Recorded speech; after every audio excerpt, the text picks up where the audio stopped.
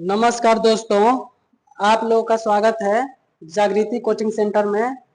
दोस्तों, इस वीडियो में हम लोग क्लास 10 के चैप्टर 3 के बारे में देखेंगे। चैप्टर का नाम है धातु एवं अधातु। यह चैप्टर बोर्ड परीक्षा के हिसाब से बहुत ही महत्वपूर्ण है। इस चैप्टर में हम लोग इस चैप्टर का पूरा विश्लेषण के बारे में समझेंगे। तो आइए स्टार्ट करते हैं। पहला पॉइंट है धातु एवं अधातु तत्वों को उनके गुणधर्मों के आधार पर धातु एवं अधातु में वर्गीकृत किया जाता है। इस अध्याय में हम इनके भौतिक और रासायनिक गुणधर्मों का विस्तार से अध्ययन करेंगे। यह नोट्स परीक्षा की तैयारी के लिए बहुत ही महत्वपूर्ण है। पहला टॉपिक है भौतिक गुणधर्म। चमक के बारे में समझेंगे, कठोरता के बारे में समझेंगे और अवस्था के बारे में समझेंगे। तो धात्विक चमक के बारे में समझें तो शुद्ध रूप में धातु की सतह चमकदार होती है। कठोरता के बारे में समझें तो सामान्यतः धातुएं कठोर होती हैं। अलग अलग धातुओं की कठोरता अलग अलग या भिन्न भिन्न होती है। अवस्था के बारे में समझें तो अधिकांश धातुएं कठोर या अधिकांश धातुएं कमरे के तापमान पर ठोस अवस्था में होती हैं। इसके कुछ अपवाद भी होते हैं। अपवाद के बारे में देखें, अपवाद को इंग्लिश में एक्सेप्शन कहा जाता है। तो पारा कमरे के ताप पर द्रव अवस्था में होता है। पारा कमरे के तापमान पर द्रव अवस्था में होता है। क्षारीय धातु जैसे लिथियम, सोडियम और पोटेशियम बहुत मुलायम होती हैं। इन्हें चाकू से काटा जा सकता है। गैलियम और सीजियम का गलनांक बहुत कम होता है, हथेली पर पिघल जाती हैं। आगे हम लोग बात करेंगे अघात वर्ध्यता एवं तन्यता के बारे में। तो धातुओं के विधि गुण होते हैं अघात वर्ध्यता और तन्यता। अघात वर्ध्यता के बारे में बात करें, जिसको इंग्लिश में मोलेबिलिटी बोला जाता है। धातुओं को पीटकर पतली चादर बनाया जा सकता है। सोना तथा चांदी सबसे अधिक अघात वर्ध धातुएं हैं। तन्यता के बारे में बात करें, डक्टिलिटी के बारे में, तो धातुओं को पतले तार के रूप में खींचने की क्षमता, इस गुण को डक्टिलिटी या तन्यता कहते हैं। सोना सबसे अधिक तन्य धातु है। 1 ग्राम सोने से लगभग 2 किलोमीटर लंबा तार बनाया जा सकता है। यह बहुत महत्वपूर्ण है परीक्षा की दृष्टि से। आगे हम लोग बात करेंगे ऊष्मा एवं विद्युत चालकता के बारे में। तो धातुओं के कुछ भौतिक गुण होते हैं, इसमें ऊष्मा और विद्युत चालकता समझना है। तो पहला दिया है धातुएं ऊष्मा एवं विद्युत की सुचालक होती हैं। सुचालक मतलब होता है कि जिसके अंदर से विद्युत धारा प्रवाहित हो सकती है उसको विद्युत धारा का सुचालक बोला जाता है। और जिसके अंदर से विद्युत धारा प्रवाहित नहीं हो सकती है आसानी से या नहीं हो सकती है, उसको बोला जाएगा कुचालक बोला जाएगा।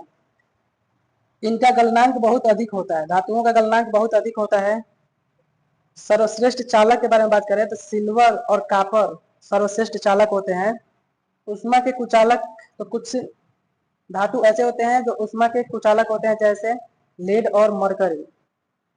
विद्युत ताप पर पीवीसी या रबर की परत होती है, कुचालक होने के कारण यह संभव होता है। आगे हम लोग बात करेंगे ध्वनिक गुण के बारे में, सोनोरस के बारे में बात करेंगे। तो धातुएं कठोर सतह से टकराने पर आवाज उत्पन्न करती हैं, इसलिए स्कूल की घंटी धातु की बनी होती है। अधातुओं के गुणधर्म एवं महत्वपूर्ण अपवाद के बारे में बात करें तो अधातुएं या तो ठोस या गैस होती हैं। अपवाद ब्रोमीन को छोड़कर, ब्रोमीन द्रव होता है। आयोडीन के बारे में बात करें तो अधातु होते हुए भी यह चमकीला होता है। कार्बन के अपर रूप के बारे में बात करें तो हीरा और दूसरा ग्रेफाइट। हीरा के बारे में बात करें तो सबसे कठोर प्राकृतिक पदार्थ हीरा होता है। गलनांक बहुत अधिक होता है हीरा का। ग्रेफाइट के बारे में बात करें तो विद्युत का सुचालक होता है। अधातु होते हुए भी यह विद्युत का सुचालक होता है। आगे बात करेंगे धातुओं के रासायनिक गुणधर्म के बारे में बात करें। धातुओं के रासायनिक गुणधर्म के बारे में, तो धातुएं वायु में दहन करती हैं, रिएक्शन विथ एयर। लगभग सभी धातुएं ऑक्सीजन के साथ मिलकर धातु ऑक्साइड बनाती हैं। एग्जाम्पल में धातु ऑक्सीजन की उपस्थिति में धातु ऑक्साइड बनाएगा। उदाहरण के लिए 2Cu प्लस O2 रिएक्शन होने के बाद 2CuO कॉपर ऑक्साइड बनाएगा काले रंग का। दूसरा एग्जाम्पल के बारे में बात करें तो 4Al प्लस 3O2 रिएक्शन होगा तो 2Al2O3 यानी एल्यूमिनियम ऑक्साइड बनाएगा। धातु ऑक्साइड की प्रकृति सामान्यतः क्षारीय यानी बेसिक होता है। आगे हम लोग बात करेंगे उभयधर्मी ऑक्साइड के बारे में। उभयधर्मी ऑक्साइड ऐसे धातु ऑक्साइड जो अम्ल तथा क्षारक दोनों से अपक्रिया करके लवण तथा जल बनाते हैं। उदाहरण के लिए Al2O3 और ZNO। Al2O3 plus 6HCl reaction होगा तो 2AlCl3 प्लस 3H2O यानी अम्ल से अपक्रिया कर रहा है। दूसरा देखेंगे क्षार से अपक्रिया के बारे में, तो Al2O3 प्लस 2NOH क्षार है, सोडियम हाइड्रोक्साइड इसका नाम है। ये जब रिएक्शन होगा तो 2NaAlO ट्वाइस और प्लस H2O क्षार से अपक्रिया कर रहा है। ऑक्सीजन के साथ अपक्रियाशीलता Na और K इतनी तेजी से अपक्रिया करते हैं कि खुले में रखने पर आग पकड़ लेते हैं। इन्हें केरोसिन तेल में डुबोकर रखा जाता है। Mg मैग्नीशियम, Al एल्युमिनियम और Zn जिंक Pb की सतह पर ऑक्साइड की पतली परत चढ़ जाती है जो पुनः ऑक्सीकरण से बचाती है। सिल्वर एवं गोल्ड, सिल्वर को Ag से दर्शाते हैं और गोल्ड को Au से। अत्यधिक ताप पर भी अपक्रिया नहीं करते हैं। आगे बात करेंगे जल के साथ अपक्रिया। तो जल के साथ अपक्रिया के बारे में बात करें तो धातुएं जल से अपक्रिया कर धातु ऑक्साइड और हाइड्रोजन गैस बनाती हैं। एग्जाम्पल में धातु जल की उपस्थिति में या जल से अपक्रिया करेगा तो धातु ऑक्साइड बनेगा और हाइड्रोजन गैस निकलेगा। जल से अपक्रिया के बारे में समझे तो ठंडे जल से, गर्म जल से और केवल भाप से। इसमें सबसे पहले हम लोग ठंडे जल से अपक्रिया के बारे में समझेंगे। तो K, Na और Ca, Na और K की अपक्रिया ऊष्माक्षेपी होती है और H2 में आग लग जाती है। यहाँ पे ये समझ लेना है ऊष्माक्षेपी अपक्रिया किसको बोलते हैं। तो ऊष्माक्षेपी अपक्रिया, ऊष्माक्षेपी अपक्रिया, ऊष्माक्षेपी अपक्रिया वो अपक्रिया होता है जिसमें रिएक्शन होने के बाद ऊष्मा बाहर निकले। ऊष्मा बाहर निकले उस अपक्रिया को ऊष्माक्षेपी अपक्रिया बोलते हैं। गर्म जल से अपक्रिया के बारे में समझें तो मैग्नीशियम धीरे धीरे मतलब गलता है, केवल भाप से अपक्रिया करता है तो Al, Zn और Fe। यहाँ पे ये समझ लेना है कि लेड, कॉपर, सिल्वर, गोल्ड जल के साथ बिल्कुल अपक्रिया नहीं करता है। आगे हम लोग बात करेंगे धातु एवं अधातु कैसे अपक्रिया करते हैं। आयनों का निर्माण, फॉर्मेशन ऑफ आयंस। तत्वों की अभिक्रियाशीलता, संयोजकता कोष को पूर्ण करने की प्रकृति के रूप में समझी जा सकती है। अस्थायी अष्टक प्राप्त करना। धातु के बारे में बात करें तो अपने संयोजकता कोष से इलेक्ट्रॉन का त्याग कर धनायन बनाता है और धनायन को कैसन बोला जाता है। और धातु अपने संयोजकता कोष में इलेक्ट्रॉन ग्रहण कर ऋणायन यानी एनोयन बनाते हैं। और यहाँ पे कुछ दिया गया है, Na का इलेक्ट्रॉनिक विन्यास 281 होगा और ये एक इलेक्ट्रॉन निकाल देगा तो इस पे प्लस आयन चढ़ जाएगा और इसके सभी बाहरी कक्षा पूर्ण हो जाएंगे। यहाँ पे Cl इसका इलेक्ट्रॉनिक विन्यास 2, 8 और 7 होगा। ये एक इलेक्ट्रॉन ग्रहण करेगा तो इसके बाहरी कक्षा में 8 इलेक्ट्रॉन हो जाएंगे और इसमें माइनस चार्ज लग जाएगा।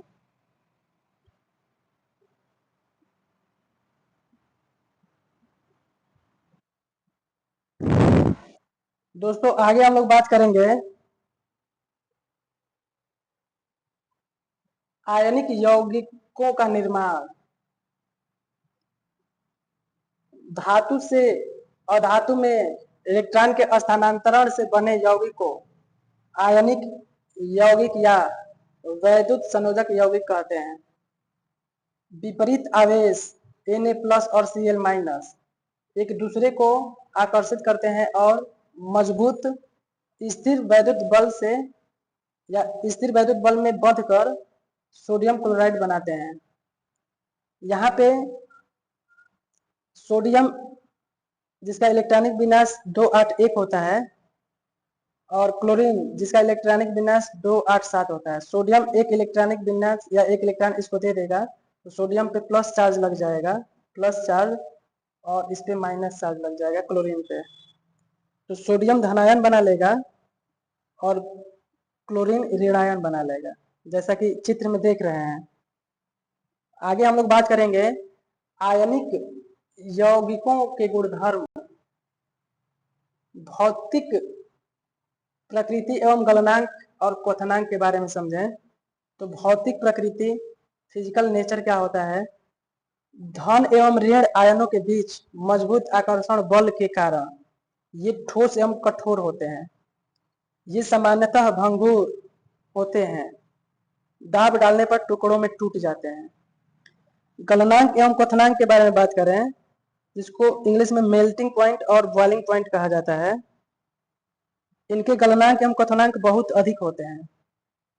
क्यों होते हैं तो यहाँ पे दिया गया है कि मजबूत अंतर आयनिक आकर्षण को तोड़ने के लिए ऊर्जा की पर्याप्त मात्रा की आवश्यकता होती है। आगे हम लोग बात करें आयनिक यौगिकों के गुणधर्म के बारे में, फिर तो घुलनशीलता एवं विद्युत चालकता के बारे में बात करेंगे। घुलनशीलता सोल्युबिलिटी मतलब सामान्यतः जल में घुलनशील होते हैं। केरोसिन पेट्रोल जैसे विलायकों में अविलेय होते हैं। विद्युत चालकता के बारे में बात करें, इलेक्ट्रिकल कंडक्टिविटी के बारे में बात करें तो ठोस अवस्था में विद्युत का चालन नहीं करते हैं। गलित अवस्था में या जलीय विलयन में विद्युत का चालन करते हैं क्योंकि आयन स्वतंत्र रूप से गमन कर सकते हैं। आयनिक यौगिक सामान्यतः जल में घुलनशील होते हैं और गलित अवस्था में या जलीय विलयन में विद्युत का चालन करते हैं। आगे धातुओं की प्राप्ति, ऑकरेंस ऑफ मेटल्स। कुछ महत्वपूर्ण परिभाषाएं दी गई हैं, इसको भी समझना जरूरी है। खनिज जिसको मिनरल्स बोला जाता है, पृथ्वी की भूपटटी में प्राकृतिक रूप से पाए जाने वाले तत्वों या यौगिकों को खनिज कहते हैं। अयस्क के बारे में बात करें तो अयस्क, इसको इंग्लिश में ओर कहा जाता है, वे खनिज जिनसे धातु का निष्कर्षण लाभदायक होता है अयस्क कहलाते हैं। गैंग अयस्कों में मिली मिट्टी, रेत जैसी अशुद्धियों को गैंग कहते हैं। आगे बात करेंगे अयस्क से धातु निष्कर्षण के चरण के बारे में। तो अयस्क का सांद्रण जो होता है 3 पार्ट में डिवाइड होता है, उच्च अभिक्रियाशील वस्तुएं, मध्यम अभिक्रियाशील वस्तुएं या धातुएं और निम्न अभिक्रियाशील धातुएं। जो उच्च अभिक्रियाशील धातुएं होती हैं वो गलित धातु का विद्युत अपघटन करती हैं और शुद्ध हो जाती हैं। मध्यम अभिक्रियाशील धातु के बारे में बात करें तो ये 2 प्रकार के होते हैं, कार्बोनेट और सल्फाइड अयस्क। इसको निष्तापन से शुद्ध किया जाता है और इसको भर्जन से शुद्ध किया जाता है। धातु ऑक्साइड बनते हैं भर्जन यानी निष्तापन के बाद, धातु में अपचयन होता है और तो धातु का शोधन हो जाता है। निम्न अभिक्रियाशील धातुओं के बारे में समझें तो सल्फाइड अयस्क भर्जन होगा धातु और परिष्करण यानी कि रिजल्ट निकलेगा। आगे हम लोग बात करेंगे सक्रियता श्रेणी निष्कर्षण का आधार। इसके बारे में बात करें तो धातुओं को उनकी अभिक्रियाशीलता के आधार पर 3 वर्गों में बांटा जाता है या बांटा गया है। निम्न अभिक्रियाशील धातुएं, मध्यम अभिक्रियाशील धातुएं और उच्च अभिक्रियाशील धातु में। निष्कर्षण की विधि धातु की अभिक्रियाशीलता पर निर्भर करती है। यहाँ अभिक्रियाशीलता श्रेणी दिया गया है। सबसे अधिक अभिक्रियाशील विद्युत अपघटन के Na, Ca, Mg और Al। मध्यम अभिक्रियाशील कार्बन द्वारा अपचयन हो जाते हैं, जैसे Zn, Fe, Pb और Cu। सबसे कम अभिक्रियाशील प्राकृतिक अवस्था में होते हैं, जैसे Ag और Au। यहाँ पे Ag को सिल्वर कहा जाता है और Au को गोल्ड सोना कहा जाता है। अब हम लोग देखेंगे सक्रियता श्रेणी में नीचे आने वाले धातुओं का निष्कर्षण। ये धातुएं काफी अनभिक्रिय अनरिएक्टिव होते हैं। इनके ऑक्साइड को केवल गर्म करने से ही धातु प्राप्त हो जाती है। उदाहरण के लिए पारा, जिसको Hg से डिनोट करते हैं। अयस्क पारा का होता है सिनेबार या सिनेबार। 2HgS सॉलिड रूप में और प्लस 3O2 गर्म किया जाएगा। 2HgO और प्लस SO2। फिर से HgO गर्म करेंगे तो 2Hg लिक्विड रूप में और प्लस O2। उदाहरण और दूसरा लेंगे तो कॉपर के बारे में समझे तो Cu2S3O2 गर्म किया जाएगा तो 2Cu2O और प्लस 2SO2 बनेगा। आगे हम लोग बात करेंगे मध्यम अभिक्रियाशील धातुओं का निष्कर्षण। चरण 1 में हम लोग देखेंगे ऑक्साइड में परिवर्तन। सल्फाइड या कार्बोनेट की तुलना में धातु को उसके ऑक्साइड से प्राप्त करना आसान है। घर्षण के बारे में समझे, रोस्टिंग के बारे में, तो सल्फाइड अयस्क को वायु की उपस्थिति में अधिक ताप पर गर्म किया जाता है। 2ZnS प्लस 3O2 गर्म किया जाएगा 2ZnO और प्लस 2SO2। निस्तापन के बारे में बात करें, कैल्सिनेशन, कार्बोनेट अयस्क को सीमित वायु में अधिक ताप पर गर्म किया जाता है। ZnCO3 गर्म किया जाएगा, ZnO बनेगा और CO3 कार्बन डाइऑक्साइड गैस निकलेगा। यहाँ पे फिर एक बार समझ लेना है कि 1 ग्राम सोने से 2 किलोग्राम लंबा तार बनाया जा सकता है। यह परीक्षा के दृष्टिकोण से बहुत ही महत्वपूर्ण है। आगे हम लोग बात करें मध्यम अभिक्रियाशील धातुओं का निष्कर्षण के चरण 2 के बारे में। तो धातु ऑक्साइड से धातु प्राप्त करना। पहला, कार्बन द्वारा अपचयन।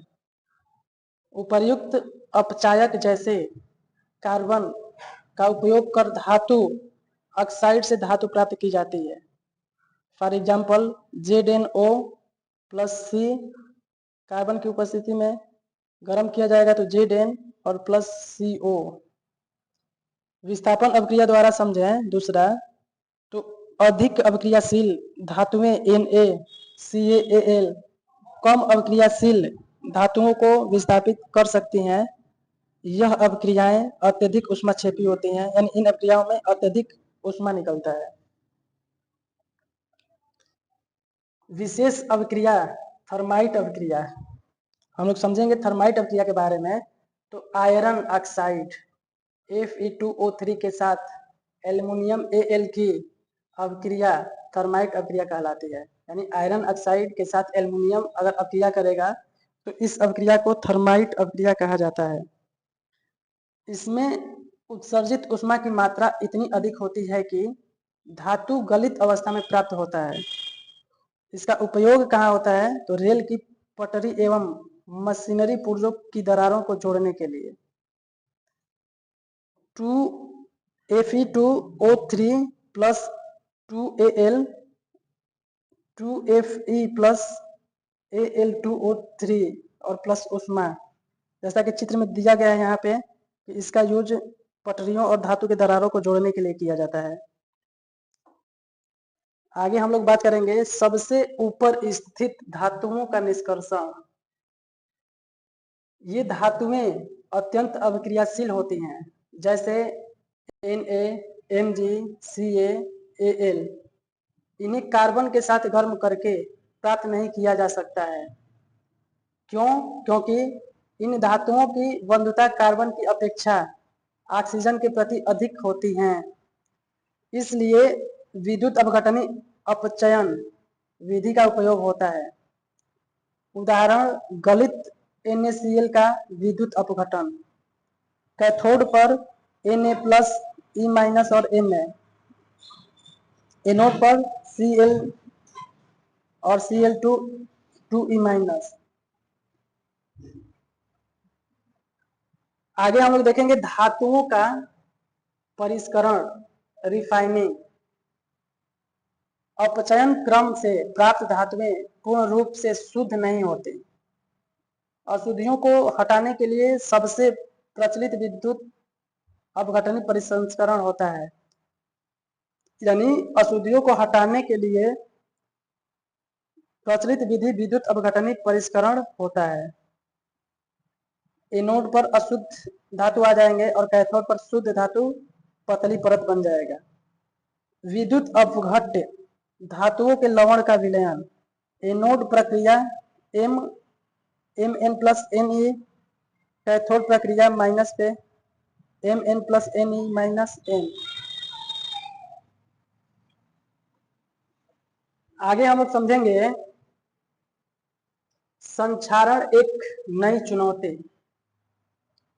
जब धातुएं अपने आसपास अम्ल, आर्द्रता आदि के संपर्क में आती हैं तो वे संक्षारित हो जाते हैं। जैसे चांदी वायु में उपस्थित सल्फर से अभिक्रिया कर सिल्वर सल्फाइड बनाती है, जिससे वह काली हो जाती है। कॉपर आर्द्र कार्बन डाइऑक्साइड से अभिक्रिया कर बेसिक कॉपर कार्बोनेट या कॉपर पर कार्बोनेट बनता है, जिससे इस पर हरी परत चढ़ जाती है। लोहा आर्द्र वायु में रहने पर भूरे रंग की परत चढ़ जाती है, इसे जंग या जिसे जंग कहा जाता है। संक्षारण को रोकना हमारी धातुओं की सुरक्षा के लिए आवश्यक है। हम लोग यहाँ पे देखेंगे कि संक्षारण से सुरक्षा कैसे किया जाता है। तो लोहे को जंग लगने से निम्न तरीके से बचाया जा सकता है।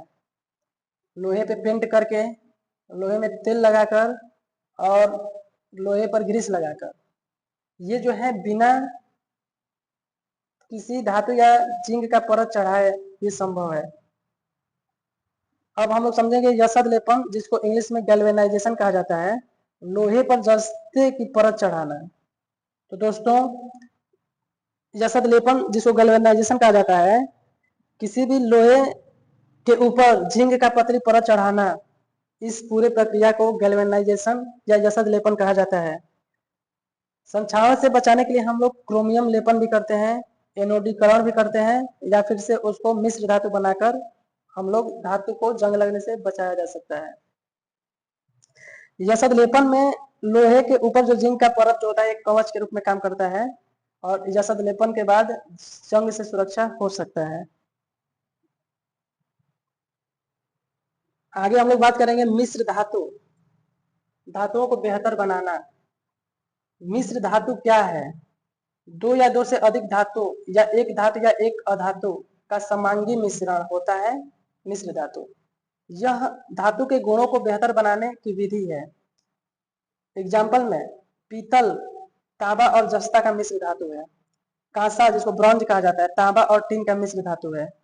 सोल्डर सीसा और टीन का मिश्र धातु है। मिश्र धातु बनाकर सोल्डर का गलनांक बहुत कम होता है। तारों की वेल्डिंग के लिए उपयोगी होता है। मिश्र धातु का उपयोग कहाँ कहाँ किया जाता है? तो जैसा कि चित्र में दिखाया गया है, तारों की वेल्डिंग, सोल्डर बनाने में, इलेक्ट्रॉनिक उपकरण बनाने में, मूर्तियों एवं सजावटी वस्तुएं बनाने में और मशीनों के पार्ट्स बनाने में हम लोग मिश्र धातु का यूज करते हैं। तो दोस्तों हम लोग समझेंगे कुछ अवक्रिया के बारे में। यहाँ पे ये समझना जरूरी है, संयोजन, अरे ये जो होता है ऊष्माक्षेपी छेपी, उष्माक्षेपी अभिक्रिया जो होता है, ऐसी अभिक्रिया होता है जिस अभिक्रिया होने के बाद या कोई अभिक्रिया होने के बाद उष्मा बाहर निकले, उष्मा बाहर निकले तो उसको बोला जाता है उष्माक्षेपी अभिक्रिया। और एक होता है उष्मा शोषी, उष्मा शोषी। तो उष्मा शोषी अभिक्रिया जो होता है वो अभिक्रिया होता है कि अगर किसी रासायनिक अभिक्रिया होने के लिए हमें बाहर से उष्मा देना पड़े या ये अभिक्रिया होने से पहले उष्मा को अवशोषित करें, उष्मा को अवशोषित करें, अवशोषित करें, इस प्रकार के अभिक्रिया को हम लोग बोलते हैं उष्मा शोषी अभिक्रिया, नाम से ही मालूम है।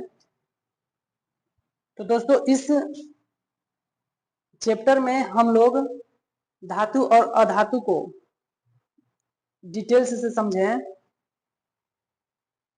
अगर यह वीडियो अच्छा लगा हो तो अपने दोस्तों के साथ शेयर करें, चैनल को सब्सक्राइब करें और तथा बने रहें जागृति कोचिंग के साथ। और महत्वपूर्ण चैप्टर, महत्वपूर्ण क्वेश्चन और महत्वपूर्ण वीडियो के साथ फिर मिलेंगे हम लोग।